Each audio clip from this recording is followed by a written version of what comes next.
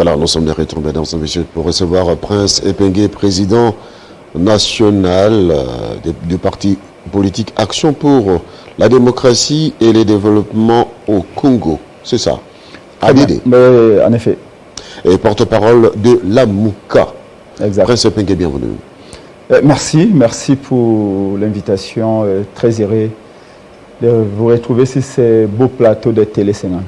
Prince Epengue, l'actualité reste dominée par le dialogue. Le dialogue voulu par vous, l'opposition, mais recadré par la majorité qui réclame que ce dialogue doit se dérouler dans les cadres purement constitutionnels.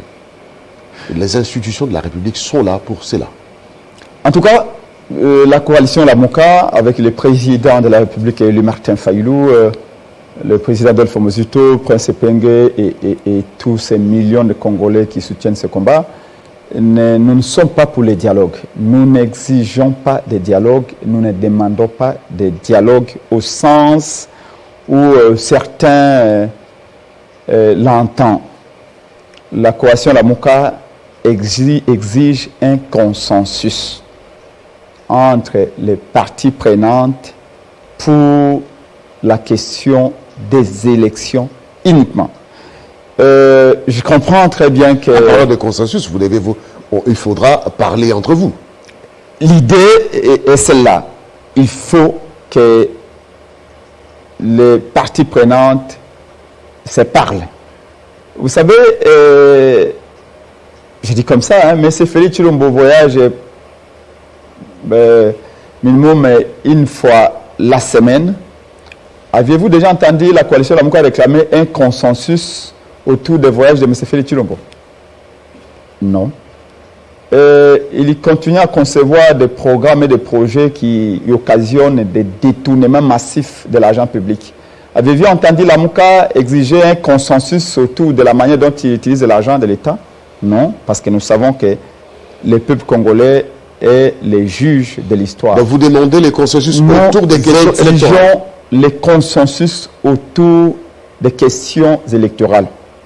Pour bien entendu, faire comprendre à tous que la matière électorale n'appartient à aucun camp politique.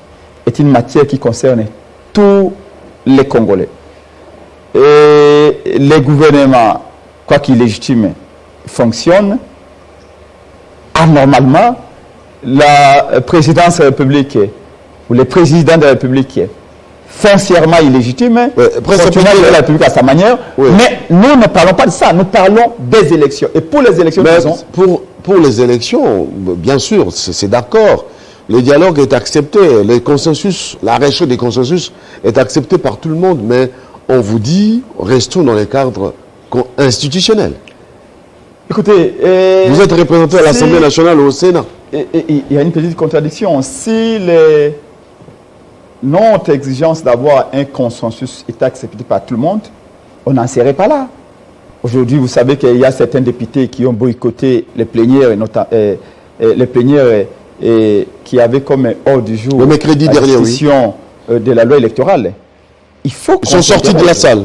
La stratégie ou la logique du chien à boire, la caravane passe, ne marche plus. Vous savez, dans notre tradition, moi j'étais là, dans ma tradition, on dit que quand les chiens aboient, la caravane ne devrait pas passer. Parce que souvent, on vous avertit, les chiens vous avertissent des dangers à venir. Et donc, il faut qu'on s'arrête, qu'on se dise, il y a un problème. À cette matière, parce qu'aujourd'hui, nous sommes considérés comme des fous par l'UDPS. Les choses que nous réclamions hier avec l'UDPS, et l'UDPS arrivé au pouvoir par la fraude, commence à trouver que ce sont des choses insensées. Carrément, on est en train de raconter des inepties. Alors que hier, avec l'UDPS, nous réclamons les mêmes choses. Ouais, président, vous êtes président d'un parti politique, vous avez pignon sur rue, très médiatisé, Prince Epengue, écouté par le petit peuple. Mais ils devront aussi comprendre la démarche. Quelle sera la démarche de la Mouka et de votre parti politique pour obtenir ce consensus? Écoutez, en démocratie, appelez-nous opposition, appelez-nous résistance. Nous, en tout cas, ce qui nous concerne, nous qui avions choisi de mener un combat, pas si le système, dans le système, c'est-à-dire dans un cadre constitutionnel, nous n'avons que la parole. Mais quand on vous prive de cette parole, ou quand ceux qui sont en face de vous ignorent votre parole, c'est à ce moment-là que, vous savez, comme disait Albert Einstein, avec de l'imagination, vous pouvez aller partout. C'est là où on devient imaginatif, si qu'est-ce qu'on doit faire d'autre. Parce que ceux qui sont en face de nous, ivres du pouvoir, oublient tout ce qu'ils ont réclamé hier.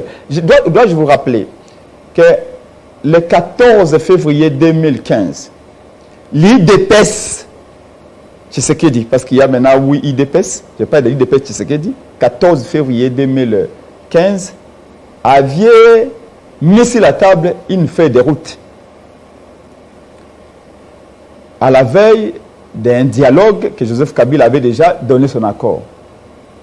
À l'époque, Papa Etienne Tshisekedi Wamulumba était alité à Bruxelles. C'est Félix et ses amis qui menaient les débats ici à Kinshasa. Nous sommes en 2015. IDPS avait signé un document, une feuille de route, le 14 février, où l'IDPS parlait exactement dans les mêmes termes de ce dont on parle aujourd'hui. Et laissez-moi une minute pour vous dire, voilà, et dans la feuille de route de l'IDPS faite à Bruxelles le 14 février 2015, Etienne Tshisekedi Wamulumba, président de l'Union pour la démocratie et le progrès social, en réponse au dialogue national dont la confirmation a été donnée le mercredi 13 mai 2015 par Joseph Kabila, l'IDPS avait rappelé les conditions présentes si sa feuille de route publiée le 14 février 2015.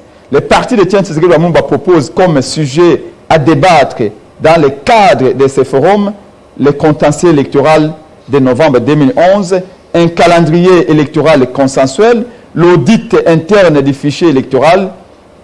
Je vais me limiter. Alors, c'est le même cahier de choses que vous présentez? C'est presque c'est presque la même chose. Nous voulons un consensus. En 2015, ici, dans la feuille de route de l'IDPS de 2015, 14 février 2015, l'IDPS avait exigé un consensus. Et pourtant, en 2015, Joseph Kabila avait son parlement, avait sa majorité, avait son gouvernement. Mais l'IDPS savait pertinemment cela. Mais pourquoi l'IDPS a exigé à ce qu'on ait un calendrier électoral consensuel, qu'on ait une loi électorale consensuelle, que la classe politique se parle pour qu'on puisse dégager un consensus au fait d'avoir de bonnes élections qui allaient être différentes à celles déjà vécues en 2011.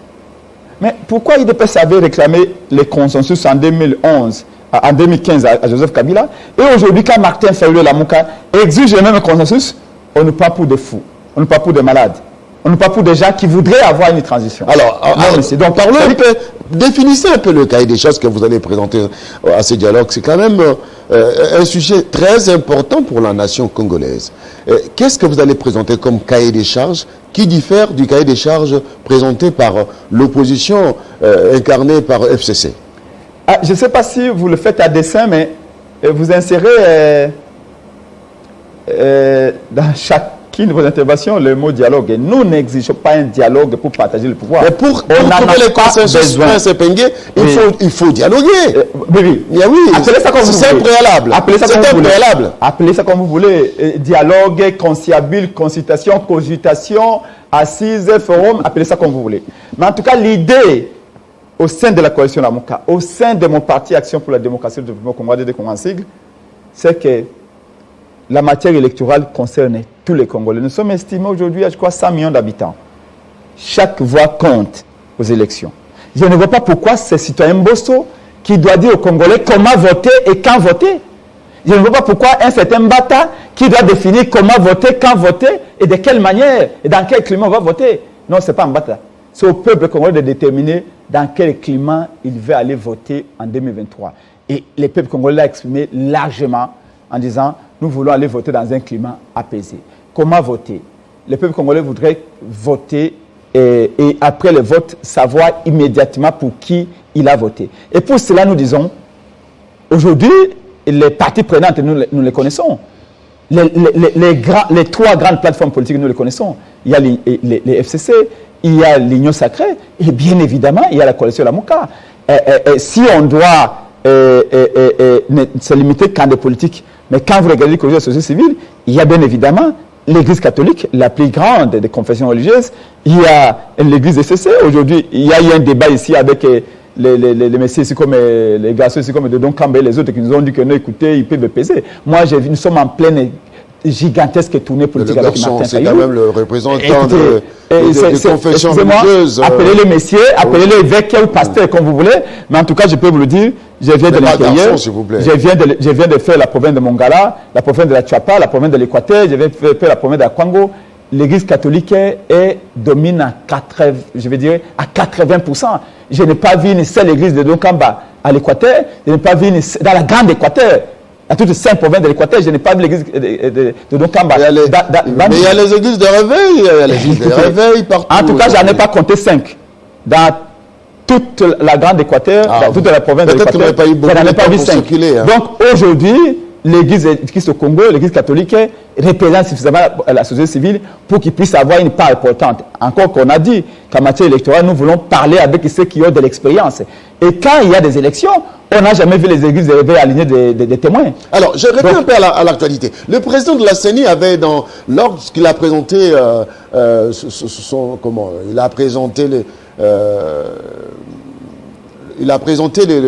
devant l'opinion publique les préalables pour l'organisation des élections, il avait démontré et qu'il faut que l'Assemblée nationale puisse voter les lois nécessaires à l'organisation des élections à la session de mars. Mais vu les tergiversations qu'aujourd'hui la politique intègre, est-ce que nous aurons ces lois? Et ces lois, si ce n'est pas voté, nous allons connaître les glissements?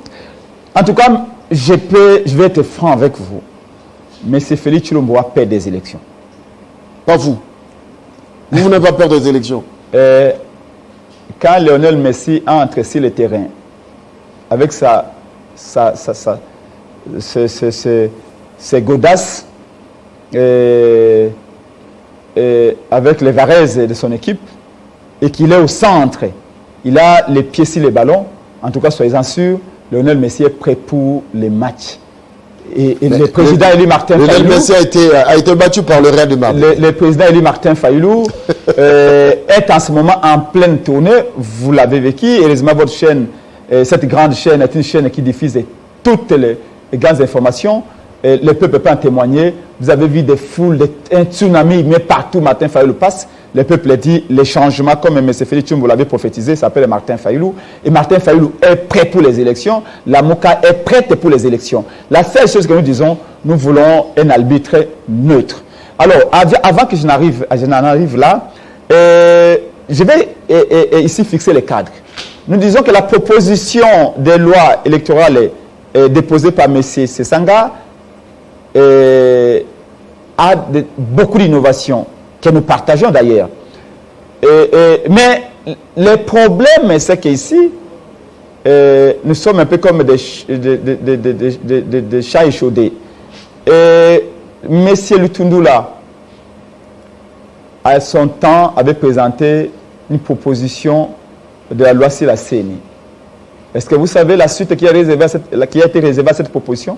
Citoyen Mbosso et citoyen Mbata avait saucissonné la proposition de loi sur la CENI. Et on l'a vidé de toute sa substance. De telle enseigne que même M. Sanga, qui a été un des G13, qui a participé à l'élaboration de la première loi, plutôt de la loi Lutundula, Sanga avait boycotté les plénières qui discutaient justement cette loi. Parce que l'Union Sacrée avait vidé la loi de toute sa substance. Ils l'ont charcuté, ils l'ont terrié à la mesure de l'Union Sacrée. Aujourd'hui, vous savez qu'il y a eu des morts pour contester cette loi-là. Aujourd'hui, nous sommes dans la même logique. On nous dit que la loi Sesanga est bonne. Oui, il y a des bonnes choses dans la loi Sesanga. Nous disons que nous parrainons même certaines propositions si la loi Sesanga, la proposition de loi Sesanga. Mais Sesanga lui-même est en train de mettre des doutes. Arriver entre les mains de Mbosso et députés de l'Union sacrée, qu'est-ce qu'ils vont en faire? Il n'en restera absolument rien. C'est là où nous disons non.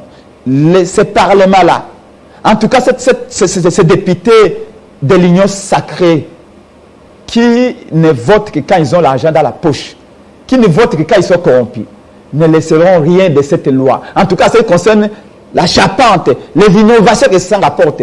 Ils vont tout vider. Et donc nous disons non, parce que nous sommes déjà, on a été déjà échaudés par la proposition de loi Lutundula. Nous ne voulons pas Alors pour cela, être des victimes expiatoires cette fois-ci. Cette fois-ci, il faut qu'il y ait un cadre consensuel. Parce que comment concevez-vous, comment doit se concevoir ces cadres? Quelle est l'image que vous avez de ces cadres qui doivent être conçus pour réellement organiser des échanges et revoir la loi électorale, comme ça vous mettre d'accord sur les grandes lignes à inscrire dans la loi électorale?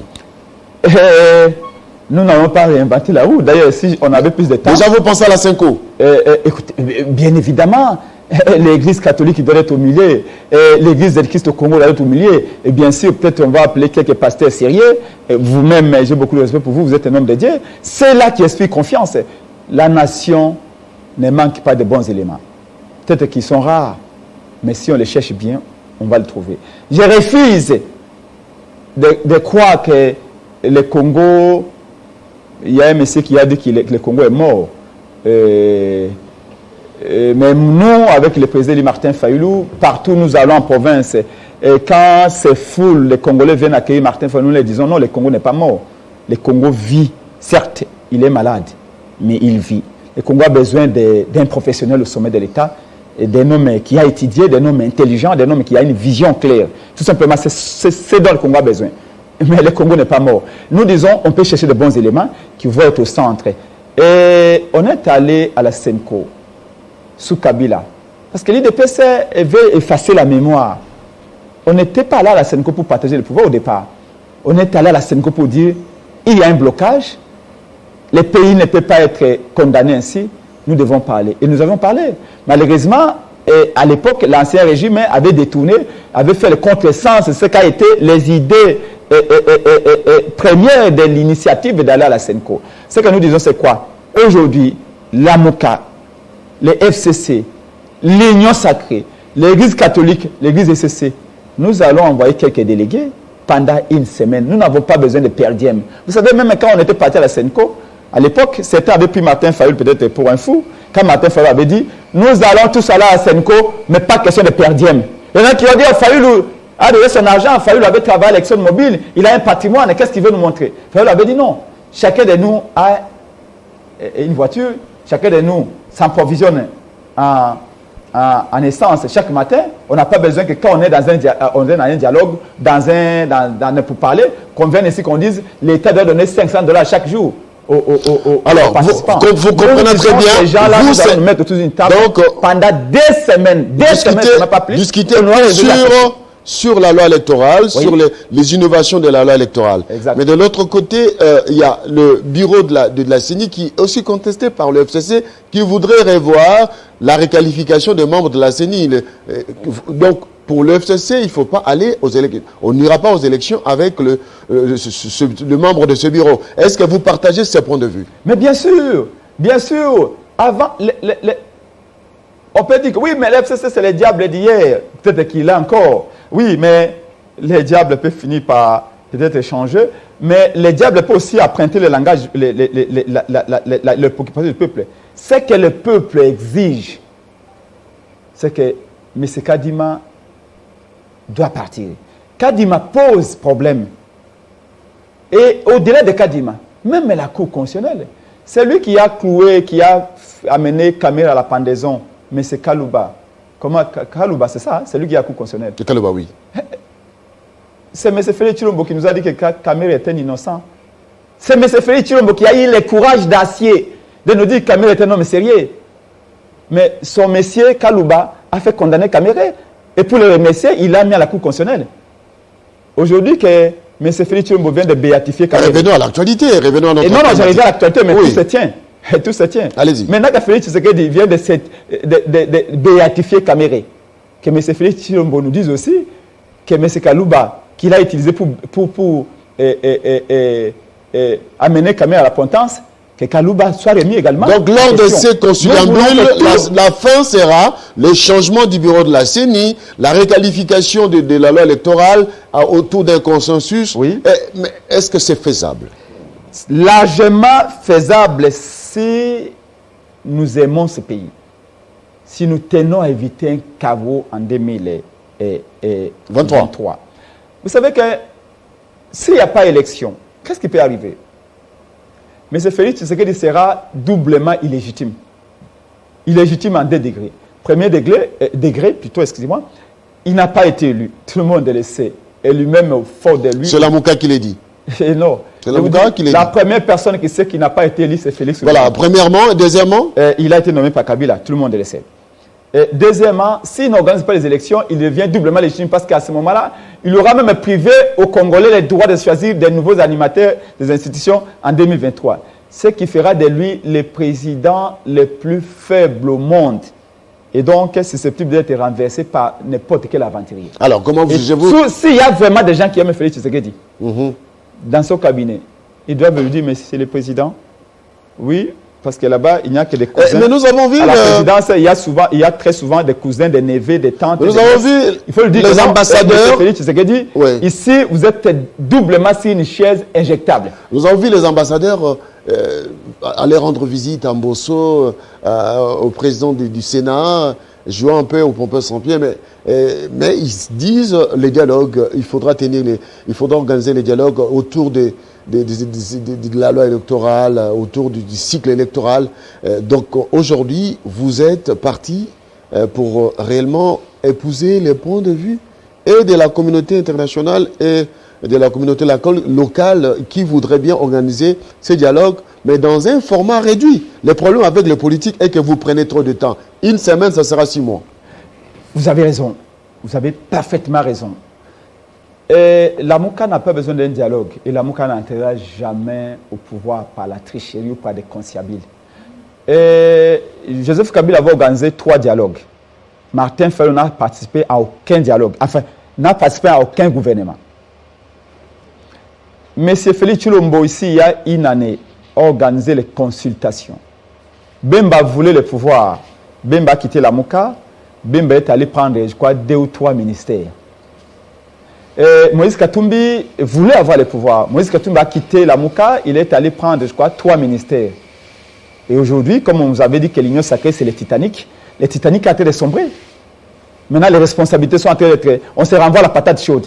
Félix dit que Samuel Kombe qui est incapable, Samuel Kombe qui ne coordonne pas, Samuel Kombe qui a échoué, Samuel Kombe dit non, la vision c'est lui, Félix Tshisekedi. Donc si même les Léopold jouent avec la vision du chef de l'État, les ministres aussi gèrent avec la vision du chef de l'État. Donc si les ministres ont échoué, c'est le chef de l'État qui a échoué, c'est sa vision qui est mauvaise. Alors, ce que les ambassadeurs disent, mais c'est ce que le peuple dit.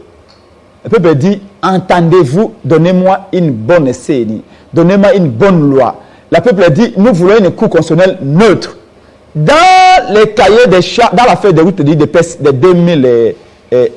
14 février 2015, l'affaire des routes qu'ils avaient préparée pour dialoguer avec Joseph Kabila en 2015. Mais l'IDPS avait déjà pointé du doigt la nomination des juges à la Cour constitutionnelle. Mais ce que nous disons, la manière soviétique par laquelle les juges de la Cour sont arrivés, mais tout le monde avait vu que Félix avait violé la loi, voire même la Constitution. À l'époque, quand le président Martin Fayulu avait dit, les gens ont dit non, il veut que les juges de Kabila restent. Nous, on n'est pas là pour dire que c'est l'action de Kabila, c'est l'action de Fayulu, c'est l'action de Félix. Avant tout, c'est le Congo qui nous unit. Il n'y a pas un Congo... Mais vous indexez Kalouba. Vous indexez Kalouba, pourquoi? Mais Kalouba est venu à la tête de la Cour constitutionnelle par la violation de la Constitution. Tout le monde le sait. On a fait 3 mois de débat ici. N'est-il de revenir là-dessus? De la même manière qu'aujourd'hui... Avec ces membres du bureau de la CENI, la Mouka n'ira jamais aux élections. La Mouka va aller aux élections, détrompez-vous. Je crois qu'à la prochaine émission, je vous amènerai un papier. Je vais vous imprimer, j'ai une copie. Parce que vous savez, le problème avec l'IDPS, c'est que nous étions des alliés à l'époque. ADD Congo ont parti avec Pierre-Jacques Chaloupa, le président Ali Martin Fayoulou, à l'époque dynamique de l'opposition, Frères Acquis du Changement DTP, nous étions alliés à l'IDPS. On a fait beaucoup de choses ensemble. Et vous connaissez tous les méandres, vous connaissez la stratégie. Aujourd'hui, l'IDPS est en train de faire pire que Kabila. C'est ce qui effraie le peuple congolais. C'est ce qui déçoit le peuple congolais. C'est que tout ce qu'on a dit hier, tout ce qu'on a condamné hier, détournement d'argent, corruption, débauchage, manipulation, la tactique du chien à voir la caravane passe sous Kabila, on a déploré cela, on a condamné cela. Malheureusement, l'IDPS arrive au pouvoir en train de copier exactement, mot après mot, tous ces antivaleurs qu'on a déplorés sous Kabila. Nous demandions à l'époque que, même pour le coup constitutionnel, avec les élections, qu'il y ait consensus. Mais aujourd'hui, l'IDPS vient, non, mais c'est juge à Cour constitutionnelle. Aujourd'hui, quand vous observez toutes les institutions qui ont une certaine responsabilité dans l'organisation des élections ou dans le processus électoral, vous allez voir qu'il est dynamique que ces gens. Merci. Vous allez à la Banque centrale, vous allez voir Kabedi. Vous allez au ministère des Finances, vous allez voir Kadadi. Vous allez à la CNI, vous avez Kadima. Vous allez à la Cour constitutionnelle, vous avez Kalouba. Mais finalement... La Mouka au pouvoir ne mettra pas ces gens. Non, la Mouka au pouvoir, les Congo, vous savez je viens de l'intérieur, mon frère. La Mouka au pouvoir ne mettra pas ces gens. C'est ce que je suis en train de vous dire. Je viens du Congo profond, avec le président Martin Fayoulou. Nous sommes en train de sillonner toutes les provinces. Je peux vous dire que je suis fier de mon pays. Merci. Et la diversité ethnique, la diversité des langues est une opportunité, est une richesse. La Mouka au pouvoir demain, c'est toutes les ethnies du Congo qui vont avoir la responsabilité, qui vont enrichir le Congo dans toutes les institutions. Ce qu'on voit avec Félix Tshilombo aujourd'hui, qui se comporte à chef de tribu, est un scandale. Prince Epengue, président Action pour le développement, l'action pour la démocratie et le développement au Congo. Merci d'avoir accepté l'invitation. En tout cas, merci pour l'invitation et sauvons le Congo 2023, pas de glissement et surtout pas de fraude. Il y aura un nouveau chef d'État en 2023. Parce qu'actuellement... Parce qu'il y aura de nouvelles élections. Actuellement, oui, il y aura de nouvelles élections. Voilà. Actuellement, avec l'échec que nous avons, que nous venons de connaître, l'expérience douloureuse de Félix Tshisekedi, maintenant, avec tous ces détournements massifs, parce que vous l'avez déjà dit. Le régime de Félix Tshisekedi, si vous prenez les trois ans qu'il vient de faire au pouvoir, est le régime le plus corrompu de toute l'histoire du Congo. Aujourd'hui, même un cadavre, vous le mettez comme candidat de l'opposition en face de Félix Tshisekedi, le cadavre va gagner. Alors, c'est égal à Prince Epengue. Les contreurs, ceux qui nous suivent, en attendant l'invité du matin, Prince Epengue, et en vous écoutant, ils disent, il ne pouvait que dire ça. Merci beaucoup, Prince Epengue, d'avoir accepté notre invitation. Mesdames et messieurs, on marque une petite pause. On se retrouve dans quelques instants pour la suite.